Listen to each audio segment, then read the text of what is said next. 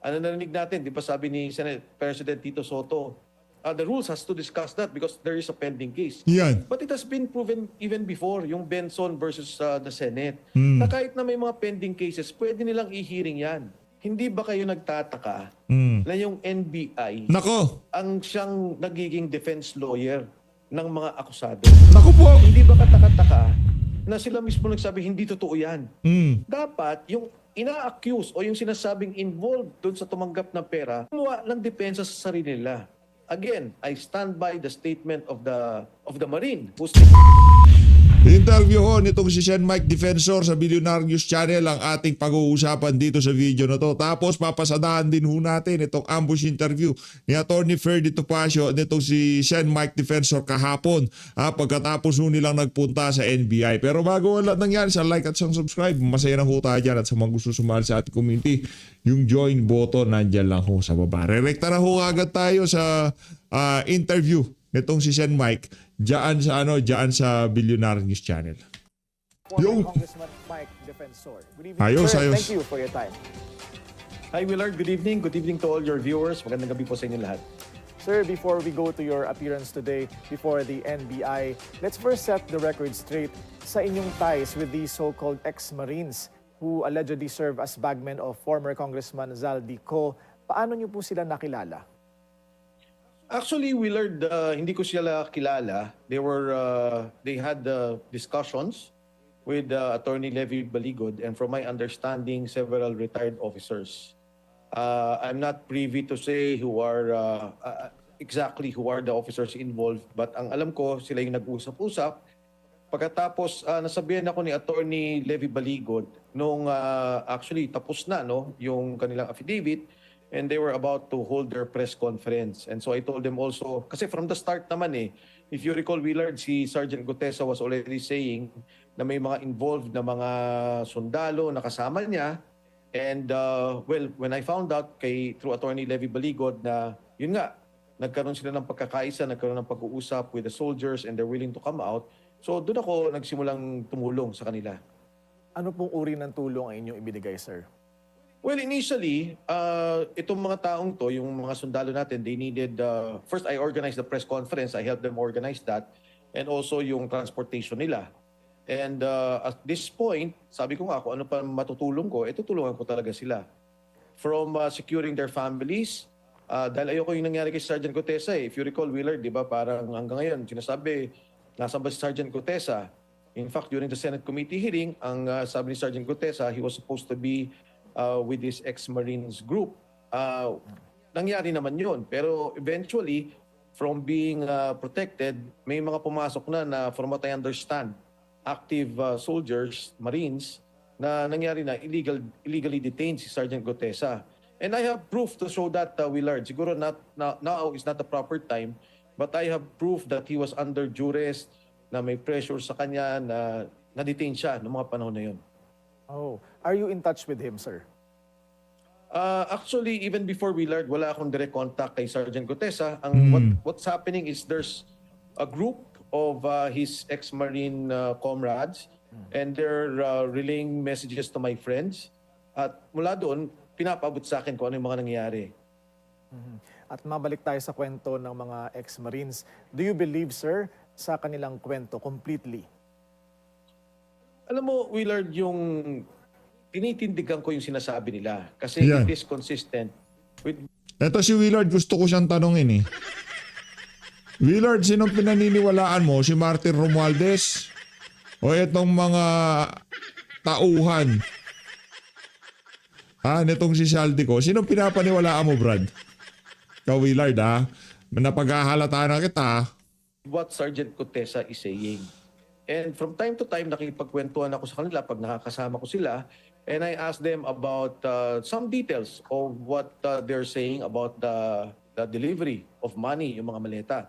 So ako, ang hindi ko lang nagustuhan kasi doon sa nangyayari is that parang sila yung nagsalita and now, yung Blue Ribbon Committee, hindi sila tinatanggap pa, walang hearing to that effect. And then kanina sa NBI, parang kami pa yung iniimbestigahan. Sabi ko nga, if there will be any defense, kung sasabihin nila mali yung sinabi o may pagsisinungaling, hindi trabaho yun ng ahensya ng gobyerno. trabaho yun nung akusado. And I think the resources of the government should be utilized to really establish what they are saying, the truthfulness of what they are saying. Kasi kung meron talaga nangyaring krimen, di ba? Sabi na si Saldico ang mastermind ng korupsyon sa Pilipinas. Ito yung mga tao ni Saldico eh. Ito yung mga nagdadala na at nagbibitbit ng pera. Di ba dapat pagdugtungin yung mga kwentong to para mabuuin natin, malaman natin ang katotohanan at yung kabuuan ng operasyon ng pagnakaw sa pondo ng bayan. Mapunta naman tayo, sir, sa mga detalye. The NBI Director Attorney Melvin Matibag said, very odd and unusual daw na iisa lang ang kanilang affidavit at hindi naman daw sila araw-araw magkakasama. Your reaction to that? Actually, we learned, pagdating sa ombudsman, any person can write the ombudsman, even without a notarized affidavit. They can write for an informal letter to the ombudsman. Kahit nga sabi sa tissue paper, isulat yan no? As long as the facts are established, motu proprio, the ombudsman can already investigate the issues being raised, yung nangyayaring crime or nangyayaring graft and corruption or nangyayaring plunder sa ating pondo. In this particular case, this was even notarized by the 18 Marines, the soldiers, including the soldiers, and then nagkaroon pa ng may witness pa si Bishop Tendero, not on the veracity of what they're saying, pero na nakita niya na they were not pressured, that they were really there, that they were the ones who are making this allegation publicly as it is being notarized. Kaya para sa akin, yung sa ombudsman, dapat sana that we really conduct an investigation on this. Kasi very clear no? Yung sinasabi nila na dito nag-deliver kami, tinanggap ng congressman na to yung pera, nag-deliver kami ng maleta dito. Ano to? Details to of first-hand, nakasama sila, first-hand information, hindi to hearsay. Sila mismo yung nagbitbit ng mga pera, mali-maletang pera sa mga taong nakalagay doon sa affidavit. Director Matibag has also flagged supposed inaccuracy, sirs, doon sa affidavit ng alleged bagmen. For one, 8 out of the 18 daw ay hindi naman naka-assign kay Zaldico. What is your reaction to that? If you talk with them, they will tell you that they're not necessarily assigned to Saldico. Totoo naman yun. Minsan naka-assign sila sa isang grupo, sa member of the family, kuminsan doon sa asawa.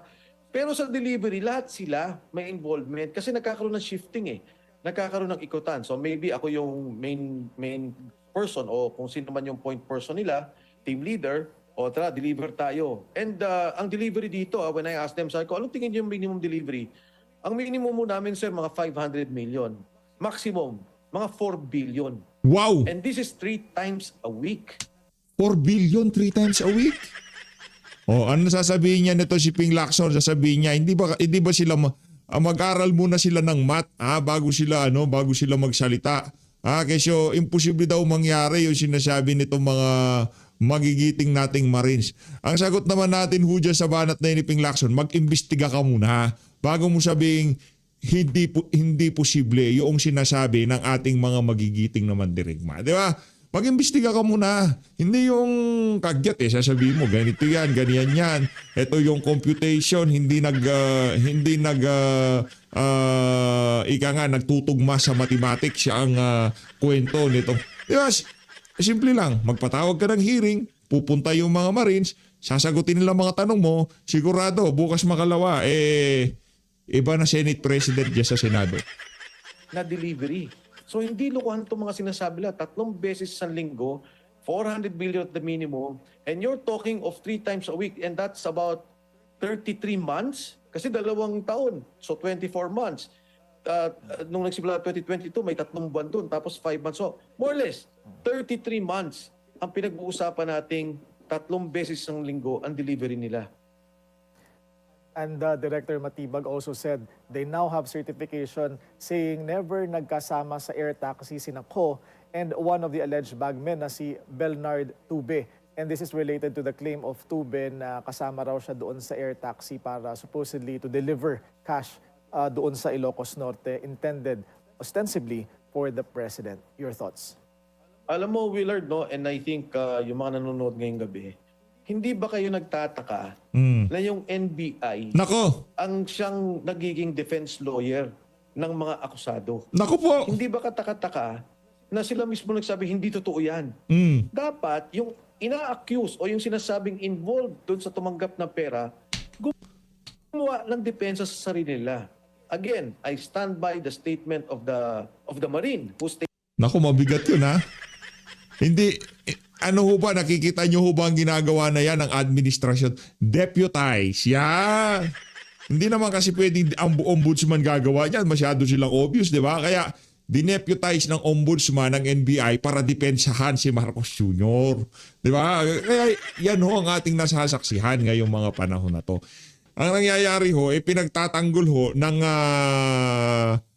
mga ahensya ng pamahalaan yung mga nasasangkot na matataas na opisyal sa administrasyon nitong si Marcos Jr. Kaya that, problema dyan. na-discuss yan kanina, na sinabi nila na mukhang mali yung timeline na pinagamitan ng Air Taxi PH or the company that they used to deliver the money. So all these things will be proven in a proper court. Ang tanong lang is, bakit ngayon pa lang na nagsasalita, meron nang humaharang, meron nang nagdidepensa? Katakataka naman. If I file, for example, Willard, a case against you, no? For example lang, I file a case against you. Yung piskal, hindi niya sasabing, hindi totoo sinasabi mo, o mali yan, o hindi ganito yung ginawa. Hindi eh. Ang titingnan niya yung ebidensya ko. Titingnan niya kung ano yung mga sinasabi ko. And then if there's a probable case, doon natin i-file. So dito pa lang, investigasyon pa lang, parang nakasangga na. They're already preventing the case to, or they're already shooting down the accusations of the Marines. Ako, anytime, imbitahan nila yung mga Marines sa Senado, sa Kongreso, at kahit ngayon sa Korte. I tell you, Willard, when they speak, makikita mo naman kung nagsisinungaling, kung nag-iimbento. Natural yung kanilang kwento, kung ano nangyari sa pagdi-deliver nila, at kung ano yung mga nakita nila. At ngayon, sir, mahabol ko lang, wala pang feelers na iimbitahan sila sa anumang pagdinig sa Senado or sa Kamara? So of now, wala pa, Willard, no? Unfortunately, yun din yung iniintay natin because, syempre, ano ba yung mga institusyon ng gobyerno? Of course, yung Congress, nandyan yan, pwede siya mag-imbestiga. Yung Senado through the Blue Ribbon Committee. Sa Congress, the Committee on Good Government. And then you have the Ombudsman. Ito yung mga ahensya ng gobyerno na maaari sana mag-tackle ng issue. And of course, ang bastion of freedom of speech, bastion of democracy, yung pwedeng magbigay ng luwag dito sa mga taong to dahil malaking taong mga sinabihan nilang tumatanggap ng pera is really the Senate, no? And hopefully Congress, but primarily the Senate dahil siya na talaga yung gumagawa ng investigation through the Blue Ribbon Committee. But unfortunately, hanggang ngayon, ayaw pakinggan. Ano narinig natin, di ba sabi ni Senate President Tito Soto, the rules has to discuss that because there is a pending case. Yan. But it has been proven even before, yung Benson versus the Senate, na kahit na may mga pending cases, pwede nilang i-hearing yan. At lalo tigit, yung isyong to, malawakang nakawan sa pondo ng ating bansa. First time nangyari. Bilyon-bilyon yung naririnig natin delivery, bilyon-bilyon yung inamin. Can you imagine, District Engineer Alcantara saying na ito yung pumasok na pondo sa flood control. If I'm not mistaken, about 30 billion. Yung total budget ata na pumasok sa kanya is about 50 billion sa district niya, but yung sa flood control is about this much. Ang laking pondo nito for a district engineer. At yun ang nakakatakot na nangyari sa pondo natin, yung nakawan na nagaganap nitong mga nakaraang taon. We'll just take a short break, sir. Your appearance with the NBI, ano po ang inaasahan yung susunod na hakbang ng ahensya? Actually, Willard, hindi ko talaga kabisado kung ano yung nangyari kanina. Because when we were called in, and if I may read the subpoena, I have it here with me. Sabi nila, to provide relevant information on the investigation being conducted by this Bureau in relation to the deputation to conduct background investigation and verification from the Office of the Ombudsman. Ang pagkakalam namin is to establish yung mga tao, kami. Sino ba kayo? Totoo ba yan? Totoo ba yung mga taong yan? So, ang gusto namin i-clarify kanina is, ano ba to? Kasi based on the deputation of the Ombudsman, you will only establish yung kami, the individuals involved in the case. Ang lumalabas na nga is, iimbestigahan daw nila yung kaso. So, two things. Number one, may letter din kasing Ombudsman. Ang sinulatan nila si Attorney Levy at meron silang fact-finding sa ombudsman. Number two, and ito yung tumayo din ako, sabi ko sa kanila, teka lang, ano ba itong iniimbestigahan ninyo? Bakit yung mga nag-aakusa ang iniimbestigahan ninyo? Sabi nila, hindi. Iimbestigahan namin yung kabuuan. Sabi ko, so meaning to say, iniimbestigahan ninyo yung corruption issue that is being raised by the joint affidavit. Yes. So sabi ko, therefore, kung ganyan talaga, tawagin nyo dapat si Bongbong Marcos. Tawagin nyo dapat si Sandro Marcos. Yan. Tawagin nyo dapat si Speaker Martin Romualdez. Tawagin nyo si E.S. Lucas Bersamin. Kasi dapat kung iimbestigahan ninyo kaso, you know, in the history of the National Bureau of Investigation, and I have my utmost respect to the Bureau, nangyari na yan doon sa probe ng Napoles, di ba? Napoles yung Pork barrel yung case, yes. pork barrel case. Tapos nangyari din, Willard, yung sa PhilHealth scam. So, ang iniimbestigahan nila is the crime. Sabi ko kanina sa kanila, anong crime namin? This is, your investigation now is a non-crime. Sabi nila, no, we will investigate everything. Okay, then if you will investigate everything, dapat yung nilalaman ng affidavit, imbestigahan nyo ng buo.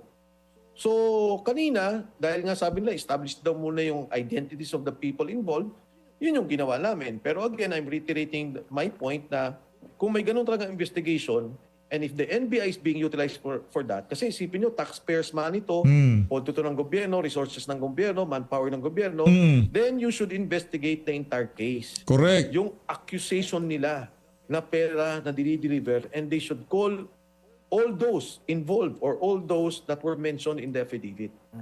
Do you think, sir, more alleged bagmen will come out since Attorney Matibag said that Attorney Baligod talked to over 100 individuals but only 18 of these alleged bagmen came out? Willard, to be honest, I do not know if he spoke to all the 103 kasi being mentioned. Ang alam ko kasi there are about 90 but now it's sabi nila 103. So may mga lalabas pa ba? Before I was saying meron, pero I heard Attorney Matibag saying na lalabas yung buong 103.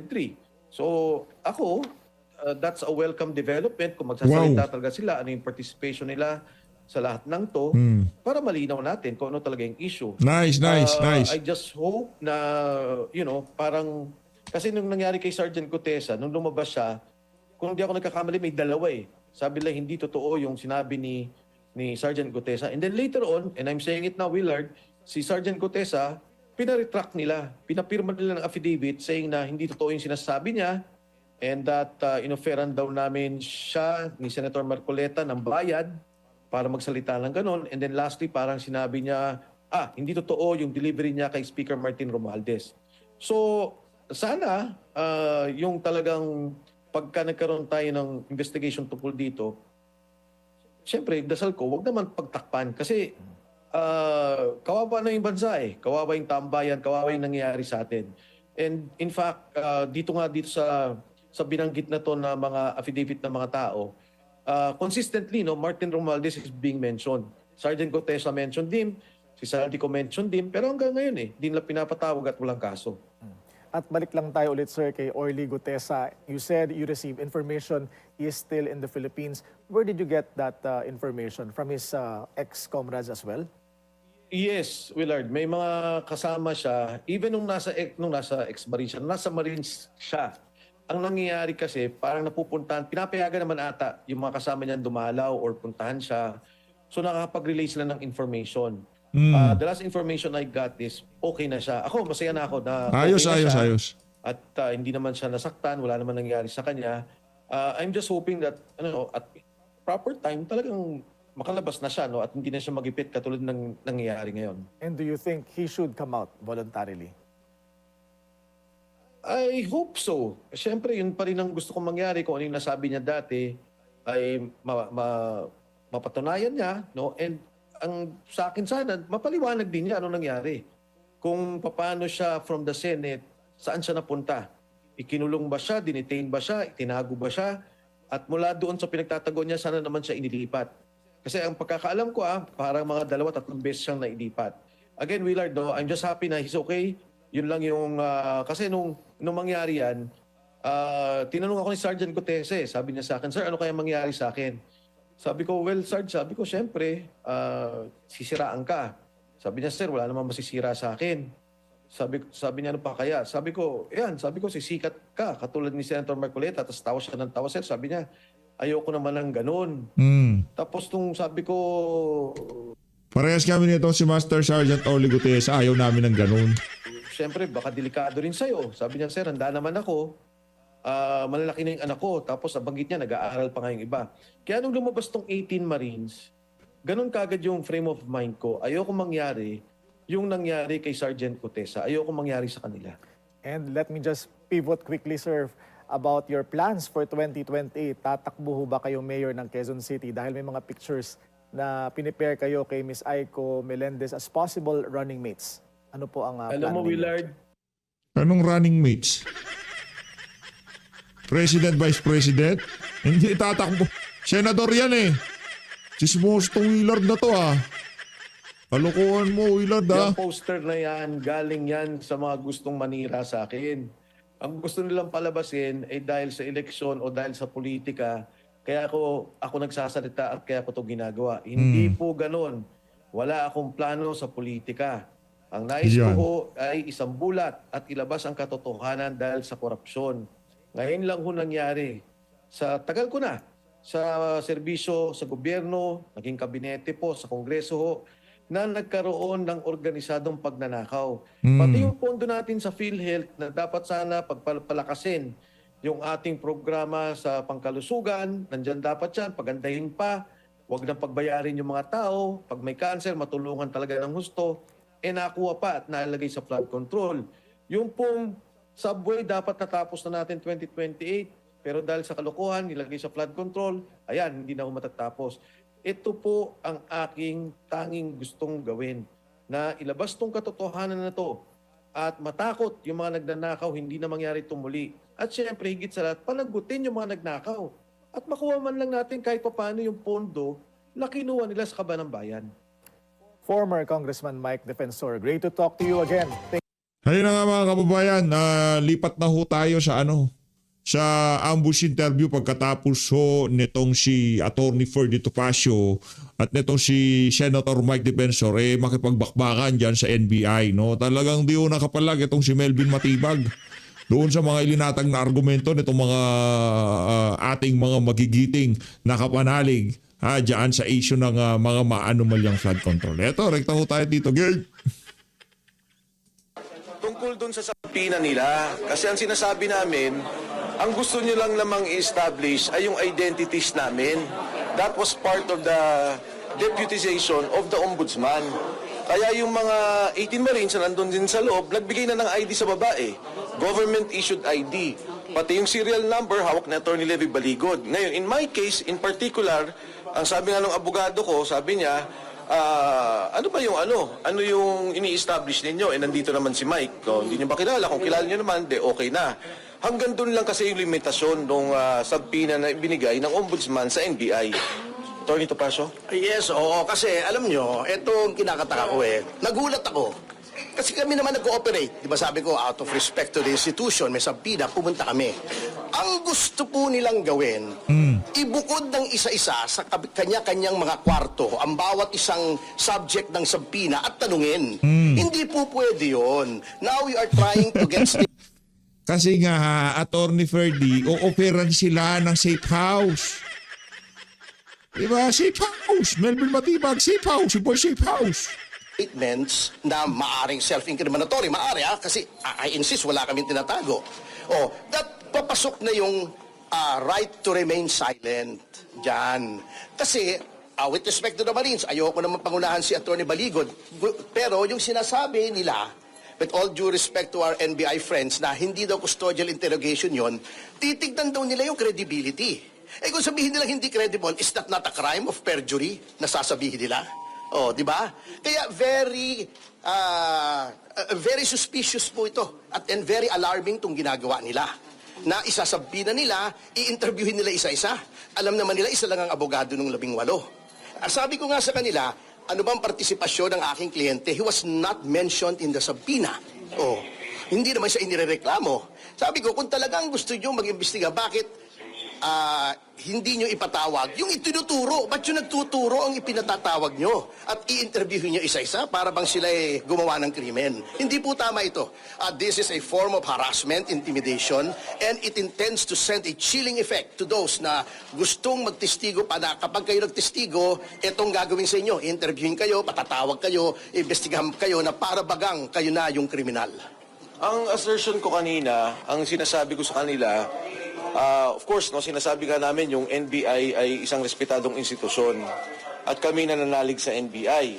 Pero ang tanong ko, kung ini-establish lang yung identity ng mga tao, de-establish nila. Kasi kung tatanungin nila yung mga tao, sabi nila kasi hindi, may karapatan kaming imbestigahan yung iba pang labas doon sa deputization. Sabi ko nga, non-crime to eh. Wala namang kaso itong mga taong to. Now, if you insist that there is a crime, dapat imbestigahan yung tinuturo nila sa affidavit dahil yun yung krimen. Di ba dalawa yung investigasyon na ginawa ng NBI dati, yung Napoles case at saka yung PhilHealth scam. So if that is the case, ipatawag nila yung tinuturo. Attorney Topacio also insisted on that. Sabi ko nga, kung magsasabi ko yun ng tama at oo, na ipapatawag nyo si Sandro Marcos, ipapatawag nyo si Speaker Martin Romualdez, ipapatawag nyo si Pangulong Bongbong Marcos na nabanggit dun sa affidavit, yan, papayag kami sa totohanan at kabuwang investigasyon. Pero kung iimbestigahan yung mga tao na nagsalita, anong krimen doon? Anong krimen ang nagawa? Kabalbalan yan. Ano na naman kaya, sana naman kaya nang galing yung katalinuhan na yan ni Bonjing Remulla. Nila. At anong krimen para imbestigahan ng NBI? Pero with your indulgence, hindi po ba ang proseso po ng investigasyon, normally po pag may nagre-reklamo, Oh, yan, may mga mga bida-bidang reporter, magagaling pa sa abogado. May maleta ka rin ba, Brad? kinukuha mo muna yung facts, lahat Yes. ng nagre-reklamo. Correct. After that, yung po mga inaakusahan yung susunod po ipapatawag. Correct. Dito po sa NBI. No? Correct. Would you agree na ito po yung preliminary step na gustong gawin ng NBI? So pagka ako pala nag-file sa korte, pag nag-file pala ako sa korte, tatanungin muna ng piskal, sino ka ba? May kaso ka ba? Ikaw ba ay kriminal? Ikaw ba ay kung saan ka nanggaling? Sino nagpopondo sa'yo? Hindi naman tatanong ng piskal yun eh. Di ba? Sa investigasyon niya eh. Ang iimbestigan niya yung krimen na sinasabi ko. Ngayon, batay doon sa krimen, yung mga kalaban, yung mga inakusahan na tumanggap ng pera, sila magsabi na ito walang kredibilidad, ito hindi totoo, ito hindi totoo. But for us to be investigated initially by the investigative body, yun ang mali. Kami na bigla ang may kasalanan. Nag-file ka sa piskal, nagreklamo ka, sinabi mo yung katotohanan sa pagnanakaw dito sa gobyerno, pagkatapos ikaw inimbestigahan, parang di ata tama. Di tama. Excuse me lang, sasagutin ko si John, from a legal standpoint. Yan. Ganito po yung sinasabi mong proseso, no? Ganito yung sinasabi pong proseso kasi. You file a complaint. Nag-aalig ka ng mga krimen doon. Since that is an affidavit, meaning to say it is under oath. At nung isang araw, pumunta rito yung notaryo at napatunayan niya, siya ay tunay na abogado, siya ay notaryo at humarap sa kanya yung 18 na mga nagsagawa ng affidavit. That entitles the affidavit to full faith and credit upon its face. Ano pong ibig sabihin yan?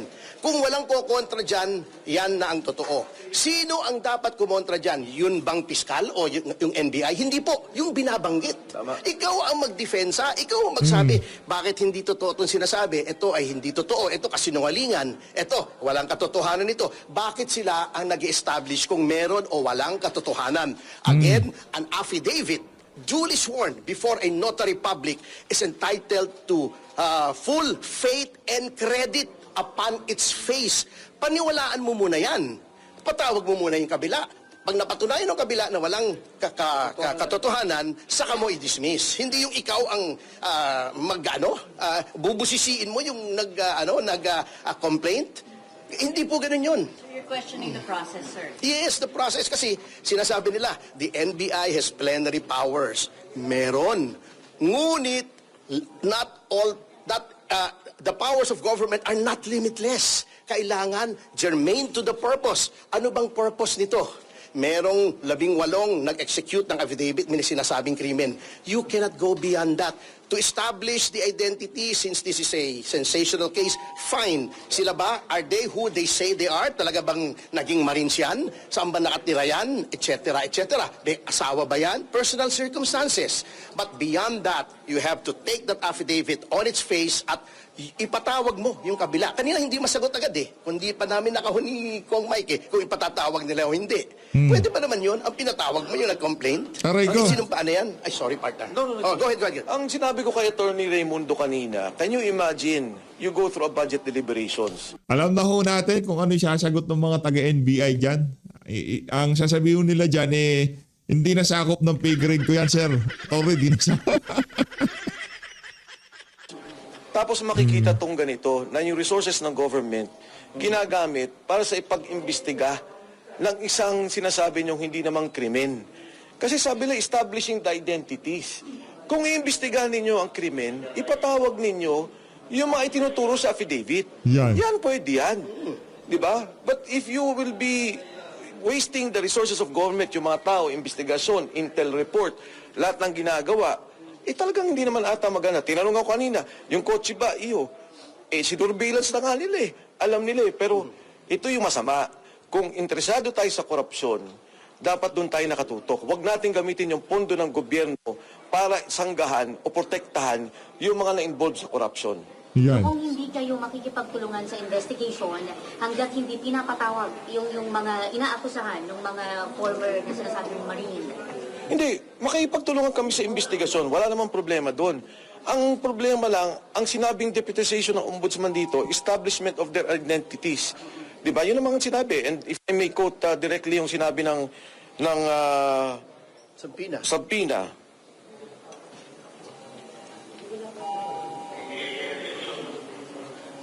Sorry Ito sabi niya, ang subject matter to provide relevant information on the investigation being conducted by this Bureau in relation to the deputization to conduct background investigation and verification from the Office of the Ombudsman. Yun ang sinabi.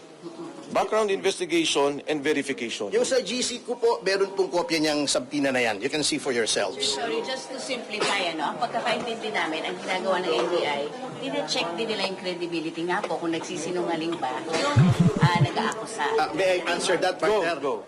That is not the job of the NBI at this point. Katulad nga ng sinabi ko, Ayan, ganyan ho yung mga taga-mainstream media. Ganyan ho sila kakukups. Imbis na maktumulong sila para matuntun natin itong mga mastermind na to, sila pa ho, kasabwat ho sila para masira ang credibility nitong 18 Marine na to. 18 Marine na to. Bakit? Dahil kung sakaling kasing mapatunayan na magnanakaw na mastermind to si Marcos Jr., magiging presidente si VP Sara. Paano na lang yung mga oligarkong amo nila? Sa ayaw sa gusto natin, babalik ko tayo sa pera pagka pinag-usapan yung issue na yan. Di ba? Yung pang sariling interes nitong amo, nitong mga oligarko na to, yung mga bilyonaryong may-ari ng mga stasyon na yan. Sa ayaw sa gusto natin, doon ho tayo pupunta. So, entitled to full faith and credit. Hayaan nilang sumagot yung kabila, tignan nila kung sino mas credible. That is the time. Hindi ngayon. Unilateral pa lang ito, isa pa lang titignan mo agad. Hindi po, that's not how it works, ang ating sistema. So do you think it's unfair? Not only unfair, it's very legally questionable. Number 2, di ba ang ombudsman under our constitution is supposed to be an independent body? Independent. Kaya nga may sariling field investigation office yan. Bakit ipapasa mo sa isang departamento, institusyon na nasa ilalim ng executive? The NBI is under the Department of Justice. Nawala na yung independence. Hindi pwede. If they want to get the background of these people, dapat yung ombudsman, although nasa Ombudsman Act, they may request the assistance of any agency. Inaamin naman po natin yan. Nandun po yan sa batas. Ngunit, if you want to show your independence, Lalo na ngayon na very crucial na dapat credible ang investigasyon dito. Because this is an issue of transcendental importance to our people and our nation. Dapat i-preserve mo yung iyong integrity, yung iyong independence. Huwag mong ipapasa sa iba yung trabaho mo. Siguro parang bigyan ng ehemplo dyan, no? Yung, again, babalik ako yung Napoles case. Nung nag-file si Ben Luoy, hindi naman sinabi, kinwestiyon siya. Anong background mo? Galit ka ba? Ba't mo sinabi yan? May pagkain ka ba? Wala ka na bang sweldo? Hindi naman ganun eh. Diba? Ang tiningnan doon, yung sinasabi niya. And they investigated the payoffs. Nagkaroon sila ng investigasyon dahil nagpatulong din yung ombudsman ng panahon na yun. Ganon sana yung direksyon ng ating investigasyon at yung pag-file ng kaso. Sure, kung papatawag kayo further, will you go back here sa NBI? Depende. First, of course, I have to consult my good-looking lawyer, Attorney Topacio, on his legal guidance on this. Baka ito, anak ko. Pangalawa, siyempre, titingnan ko yung parameters ng investigasyon. But of course, I will always cooperate with the government agencies, lalo't-lalo na dito sa pag-establish ng korupsyon na nangyari dito sa ating bansa. Sir, dinidiin niyo yung credibility nung may mga pag-uusap ba sa sahanin ninyo na sumailalim sila sa witness protection? Alam mo, si Saldico sabi nila yung magnanakaw, mastermind. Tingnan nyo sa lahat ng ahensya, Ombudsman, ICI, hindi ko lang alam kung dito sa NBI, pero DOJ, ito nga yung mga kasama ni Saldico eh. Di ba? Established na. Saka sa tingin ho natin, kung hindi man totoo ang sinasabi nitong mga Marines na to, magsasalita ho itong si Saldico. Magkakaroon siya ng Season 2. Speaking of Season 2, nabasa nyo na ba? Nabasa na ba ng lahat? Yung mga banat nitong si Congressman Lian Libiste sa social media. Season 2, papalapit na. Yung kanilang role na sila ialalay ni Saldico. Ngayon, kung may pagdududa doon, nandyan yung ID nila, government-issued ID, may proof of employment, plus may serial number pa bilang mga sundalo. Kung tao sila ni Saldico at si Saldico ang mastermind, dapat tingnan natin saan napunta yung pera. Saan napunta yung mga ninakaw. Ito ba'y flood control lang? Ninakawan din ba yung irigasyon natin? Ninakawan din ba yung pondo natin sa PhilHealth? Ninakaw din ba yung pondo doon sa subway? Yan ang dapat investigasyon. Dahil yan, tayong lahat na Pilipino ang apektado. Sir, bakit 16 lang po? 16 lang po ba yung dumating na Marines? Yes. Ano kasi, pag paumanin ninyo, hindi ako privy sa lahat, pero kung minsan kasi, may mga nag-aayos ng pamilya. So talagang may mga ganun. Kunyari, nung huli namin, recall ninyo, 11 lang. Yung 7, inayos yung kanilang pamilya. Hindi madali yung ginagawa ng mga sundalong to. Nakasalalay, hindi lang yung buhay nila, pero yung buhay ng kanilang pamilya. Si Sergeant Cotesa, nung mawala siya, ang anak ni Sergeant Cotesa is 4. Under threat yung bahay niya. And I have proof of that. Later on, I will show that. Kaya hindi ako papayag. Nagulat nga ako, pati notaryo. Mabuti na si Attorney Levy, Baligod, talagang masinsin, talagang lahat, tinignan niya yung kanyang gagawin. Pati yung notaryo, isipin nyo, kinwestiyon ka agad. Again, bakit yung ganun ang direksyon? Hindi ko maintindihan. Dapat yun, depensa ng mga akusahan. Yung mga dapat tinuturo magsalita nun na ikaw wala kang kredibilidad, sinungaling ka, yung notaryo mo, palpak. Diba? Ikaw ganito background mo. Hindi eh. Doon pa lang sa umpisa. Blue ribbon pa lang. Tinitigil na. Ombudsman pa lang tinitigil na. Sino pa magsasalita dito sa nakawan sa ating bayan? Parang sila ng defense counsel ng mga inaakusahan eh. Yun ang mabigat eh, di ba? Yun ang Sila na mabigat. ang defense counsels. Sa Senado naman, sila yung Blockage Council. For soundbite purposes lang, yung sa issue ng retired general na nag-recruit sa 103 bodyguards po in Saldico and yung mga logs, flight logs daw ng air taxi does not coincide with sa allegations mo. Your take on that, sir? Okay, unang-una sa retired generals, hindi naman yun lumang kwento. Meron na talagang mga retired officials, hindi lang generals, na kasama si Saldico. Kung yung tinasabi ni Attorney Matibag ay may mga sundalong tumutulong sa mga Marines, meron. I'm not allowed to name them. Wala akong karapatan na i-name sila. Pero marami mga sundalo na sympathetic sa mga sundalong to. Pangalawa dun sa air taxi, kanina kasi narinig ko kay Attorney Levy, again, he will be the one to explain. Ang sinasabi niya, may ganun talaga. may ganun na nangyari, pero yung time frame na sinasabing panahon, hindi pasok dun sa investigasyon. So, Attorney Levy will explain that, pero katulad na sinabi ko, ang hirap baliktarin, ang hirap pasinungalingan ang mga taong nagsasabi ng totoo. Kahit bali-baliktarin ninyo yung kwento, tanongin ninyo kung sinong tao, kailan inabutan, anong sirkumstansya, sinong nandun, anong nakita nila. Walang kagatol-gatol, walang pagdadalawang isip doon sa pananalita nila kung ano mga pangyaring to. Sir, upon talking to the Marines, yung regarding the retired general, yung na nag-recruit ng 103, si General Sodusta po ba yun? Ayoko na magsalita tungkol doon dahil hindi ko particularly alam kung ano yung nire-refer ng NBI tungkol doon eh. May idadagdag lang ako. Last na po ito. Ngayon ko Last. lang po nalaman kasi, habang kami ay nagbabalitaktakan dun sa loob, na mayroon palang natanggap si Attorney Levy Baligod na isang letter pa mula sa Ombudsman na ito rin ang gagawin, gusto rin interviewin yung mga 18 Marines. O ano pang, bakit pa i-deputize mo yung NBI pagkatapos gagawin mo rin the same thing, ikaw rin? Di ba meron tayong sinasabing the spring cannot rise higher than the source. Ikaw na nga yung source ng deputization, dineputize mo to. Papaimbestigahan mo dito, ikaw rin mag-iimbestiga. Hindi ba ang pakay lamang dito ay maharas, maabala, magulo, Magulo. yung mga Marines? Haraso talaga yung mga yan. Mahilig mangharas yan, yung mga yan. Nakita nyo naman yung ginawa nila kay dating Pangulong Rodrigo Duterte. Akala nyo, mawalang niya kayo ha. Tayo sa gusto nyo, babalik at babalik tayo kay Tatay Digong. Sorry insistence ni Attorney Levy. Yes, Sorry. Sabi niya, ano ba talaga? Because I also have a Letter. letter Pinakita yung sa akin eh. from the Ombudsman. Kaya sabi niya, teka lang, hindi parang, Parang to? You cannot do that no, at the same time na may dalawang agencies conducting their respective... Duplication yun. Yes. Sir, ano, invitation, subpoena? Letter lang. Ilan sila pinapaharap? Yung 18? Hindi ko na sasabihin, hayaan nyo na si Attorney Baligod. That's not for me to share. Pero Sa inyo po paniwala, hindi ko kailangan ito sa NBI kung meron sa Ombudsman. Useless ito eh. Useless. Oh, I will not mince words. Sorry sa mga kaibigan natin sa NBI. Marami tayong kaibigan dito. Pero this is useless. Not as an affront to the NBI, pero kung may dalawang investigasyon kasi, talaga namang hindi pwede. Yun lang naman ang point ni Attorney Topacio doon. Pero yung NBI po ang unang nagpadala sir.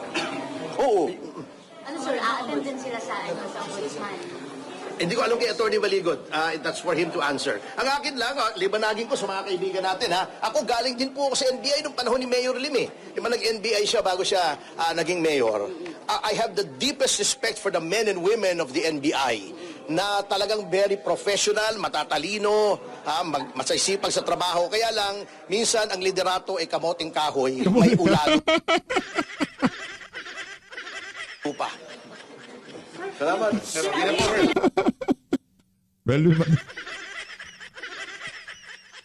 Kamot. Oy, Melvin Matibag, kamoting kahoy ka pala eh. Ano ba yan?